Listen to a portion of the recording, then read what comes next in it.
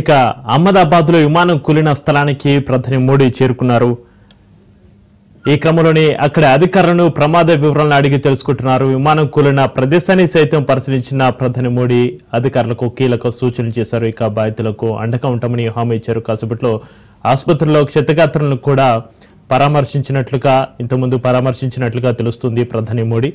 ఇక నిన్న గగనతలంలో ఘోరం జరిగింది. గుజరాత్ లోని అహ్మదాబాద్ నుంచి లండన్ కు బయలుదేరిన air India Boeing 7878 dream liner విమానం గురువారం కుప్పకూలిని మంటలో దగ్ధమైన పరిస్థితి అందరికీ తెలిసిందే. నిన్న మధ్యాహ్నం 1:38 టేకాఫ్ అయిన విమానం ఇంకా విమానాశ్రయానికి దగ్గరలో ఉన్నప్పుడే ఏదో సమస్య తలెత్తడంతో పైలట్లు పూర్తిస్థాయి అత్యవసర పరిస్థితిని ప్రకటించే మేడే కాల్ ఇచ్చారు. ఇది అకస్మాత్తుగా కిందికి దిగిపోవడం మొదలైంది.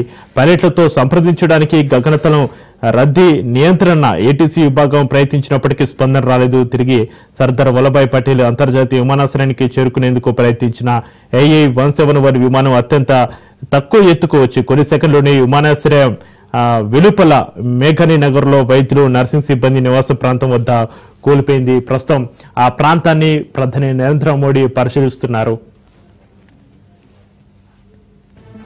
ఇక పగులు అలుముకున్న విమానం కింద కూలిపడంతో దట్టమైన దుర్ఘటన జరిగినప్పుడు విమానంలో 230 మంది ప్రయాణికులు, 2 పైలట్లు సహా 12 మంది సిబ్బంది ఉన్నారు. వీరిలో ఒక ప్రయాణికుడు గాయాలతో బయటపడగా మిగిలిన వారంతా కూడా ప్రాణాలు కోల్పోయారు. మృతుల్లో గుజరాత్ మాజీ ముఖ్యమంత్రి విజయ్ రూపాని కూడా ఉన్నారు. లండన్ లో ఉంటున్న తన కుమార్తెను దగ్గరికి వెళ్లేందుకు లండన్ వెళ్తుంటే ఈ ప్రమాదం చోటు చేసుకున్నట్టుగా తెలుస్తుంది. విమానం కూలిన ప్రాంతంలోని బీజే వైద్య కళాశాల మెడికోల వసతి గృహ సముదాయం బాగా ధ్వంసమైంది. 24 మంది మృత్యువాత పడ్డారని భావిస్తున్నారు. వారిలో ఎక్కువ మంది మెడికోలు. మృతుల సంఖ్యను అధికారికంగా బయటపెట్టలేదు.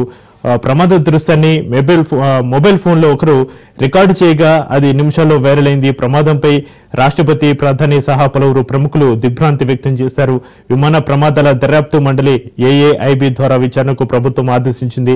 కేంద్ర హోంమంత్రి అమిత్ షా, పౌర విమానయాన శాఖ మంత్రి కె రామ్మోహన్ నాయుడు హుటాహుటిన ప్రమాద స్థలికి చేరుకునే సహాయచరులు పర్యవేక్షించారు. మృతదేహాలు గుర్తుపట్టలేంతగా కాలిపోయిన పరిస్థితి. దీంతో DNA పరీక్ష ద్వారా వాటిని గుర్తించి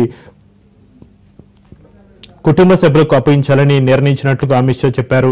రాత్రి పొద్దుపోయే సమయానికి 265 మృతదేహాలను ప్రభుత్వ ఆసుపత్రికి తీసుకొచ్చారు. అహ్మదాబాద్ లో విమానాలు ఇంత భారీ ప్రమాదానికి గురికావడం ఇది రెండోసారి అని తెలుస్తుంది.